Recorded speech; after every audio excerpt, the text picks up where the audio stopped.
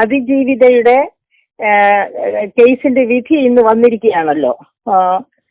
261 സാക്ഷികളെ വിസ്തരിക്കുകയും 833 രേഖകൾ പരിശോധിക്കുകയും ചെയ്ത ഒരു കേസിന്റെ വിധിയാണ്.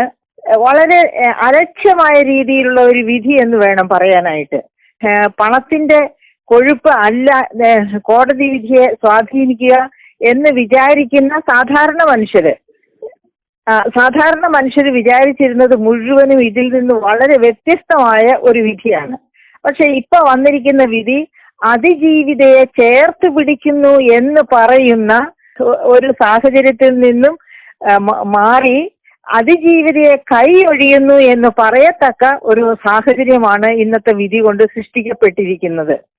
അതായത് ഇത്രയേറെ രേഖകൾ പരിശോധിക്കുകയും ഇത്രയേറെ സാക്ഷികളെ വിസ്തരിക്കുകയും ഒക്കെ ചെയ്തിട്ട് ഇങ്ങനെ ഒരു വിധി നമ്മൾ ആരും പ്രതീക്ഷിച്ചില്ല. അപ്പൊ ഇവിടെ എവിടെയാണ് നീതി നമുക്ക് ലഭ്യമാകുക? നമ്മൾ ഏറ്റവും കൂടുതലായിട്ട് നീതി ലഭിക്കും എന്ന് പ്രതീക്ഷിക്കുന്നത് നമ്മുടെ കോടതികളിൽ നിന്നാണ്. ആ കോടതികൾ കൈവിട്ടു എന്നൊരു തോന്നൽ പൊതുജനത്തിനുണ്ടായാല് പിന്നെ ഇവിടെ നിയമവ്യവസ്ഥ തന്നെ ഉണ്ടാകും എന്ന് പ്രതീക്ഷിക്കാൻ വയ്യാത്ത ഒരന്തരീക്ഷമാണുള്ളത്. കാരണം ഇപ്പോൾ തന്നെ ഈ സംസ്ഥാനത്തിന്റെ കാര്യം പറയുകയാണെങ്കിൽ 40 ലക്ഷത്തിലധികം അന്യസംസ്ഥാന തൊഴിലാളികളാണ് ഇവിടെ തൊഴിൽ തേടി വന്നിട്ടുള്ളത്.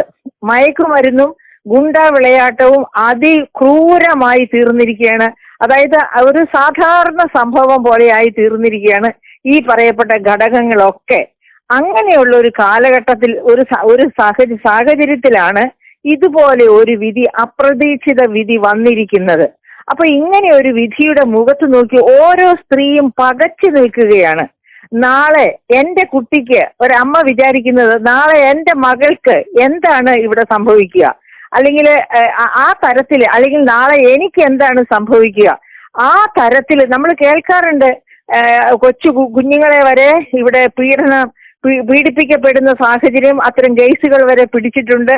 അങ്ങനെയൊക്കെ ഉള്ളവർക്ക് ഇത്തരം വിധി അങ്ങനെയുള്ളവർക്ക് ഇത്തരം വിധി ഒരു സഹായമാണ്. അവർക്ക് ഒരു ഗ്രീൻ സിഗ്നൽ കൊടുക്കുകയാണ് ഇത്തരം വിധികള്. എന്തുമാകാം ഇവിടെ, ആരും ചോദിക്കാനും പറയാനും ഇല്ല എന്ന ഒരവസ്ഥ. അതായത് ഈ വിധിയില് തെറ്റുകാരെന്ന് കണ്ടെത്തിയ 6 പ്രതികൾക്ക് പോലും കൊടുത്തിരിക്കുന്ന ശിക്ഷ വളരെ ഏറ്റവും ചെറിയ ശിക്ഷയാണ്. എന്താണ് അതിന് കാരണമായിട്ട് കോടതി പറയുന്നത്? അതായത് അവരുടെ പ്രായം 40-ൽ താഴെയാണ്. 40-ൽ താഴെ പ്രായമുള്ള കാലഘട്ടത്തിലല്ലേ ഇതുപോലത്തെ തെറ്റ് ചെയ്തത്? അതുപോലെ തെറ്റ് ചെയ്തവര് അപ്പൊ ഇനി അവർ കുറച്ചുകൂടി സുഖമായിട്ട് കൈവീശി ഇതിലെ നടക്കുകയും ഇവിടെ ജീവിക്കുകയും ചെയ്യുന്ന അവസരം കൊടുക്കുകയാണെങ്കിൽ ഇതുപോലെ കൃത്യങ്ങൾ, അതായത് ഒരു അതിജീവിത എന്ന് പറയുന്നത് സാമ്പത്തിക ശേഷിയുള്ള പ്രശസ്തയായ ഒരു നടിയായിരുന്നു. അവർക്ക് ഇങ്ങനെയാണ് സംഭവിക്കുന്നത് എങ്കിൽ സാധാരണ മനുഷ്യർക്ക് എന്താണ് സംഭവിക്കുക? മലയാള സാഹിത്യത്തിലെ ഒരു അലങ്കാരമുണ്ട്, അർത്ഥാപത്തി എന്നൊരു അലങ്കാരം. ആ അലങ്കാരം എങ്ങനെയാ പറയുന്നത്? അർത്ഥാപത്തി ഇതോ പിന്നെ ചൊല്ലാനില്ലെന്ന യുക്തിയാ.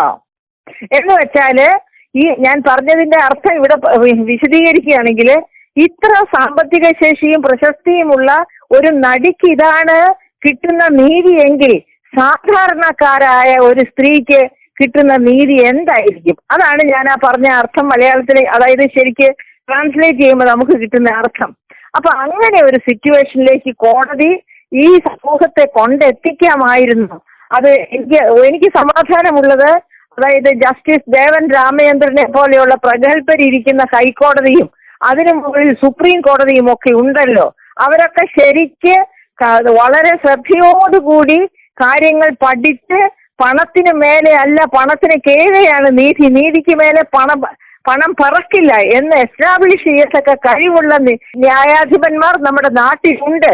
അത് പ്രൈം മിനിസ്റ്റർ ഇടപെട്ടാലും മുഖ്യമന്ത്രി ഇടപെട്ടാലും ആരിടപെട്ടാലും അവർക്കൊന്നും ഒരു സൂചി കിടക്കുന്ന സാഹചര്യം പോലും ഒരുക്കി കൊടുക്കില്ലാത്ത പ്രതിഭകളായ ന്യായാധിപന്മാർ നമ്മുടെ നാട്ടിലുണ്ട്. അവരിൽ നമുക്ക് വിശ്വസിക്കാം. പ്രോസിക്യൂഷൻ കൃത്യമായിട്ട് പ്രൊസീഡ് ചെയ്തിട്ട്, അല്ലെങ്കിൽ ഈ നടി, അതായത് അതിജീവിത തന്നെ ഈ കേസിന്റെ പുറകെ പോകട്ടെ. ചെലവ് അവര് പരിഗണിക്കരുത്. കാരണം അവർ പത്മശ്രീ അർഹിക്കത്തക്ക രീതിയിൽ കഴിവുള്ള മിടുക്കിയായ ഒരു സ്ത്രീയാണ്. എന്റെ സ്വന്തം ജീവിതം കീറി എറിയപ്പെട്ട സാഹചര്യത്തിൽ പോലും അതിന്റെ മുൻപിൽ മുട്ടുമടക്കാതെ ഇതുപോലെ മറ്റാർക്കും സംഭവിക്കരുത് എന്ന കരുത്തോടുകൂടി മുൻപോട്ട് വന്ന് ഫൈറ്റ് ചെയ്ത സ്ത്രീയെ ഞാൻ അവരുടെ മുൻപിൽ ഞാൻ നമിക്കുകയാണ്. അവരിനിയും മുമ്പോട്ട് പോകട്ടെ. ഈ നാട്ടിലെ അതായത് നല്ല മനസ്സുള്ള സ്ത്രീകൾ മുഴുവനും ആ പെൺകുട്ടിയുടെ പുറകെയാണ്. അവൾക്ക് എല്ലാ ആശംസകളും ഞാൻ നേരുന്നു.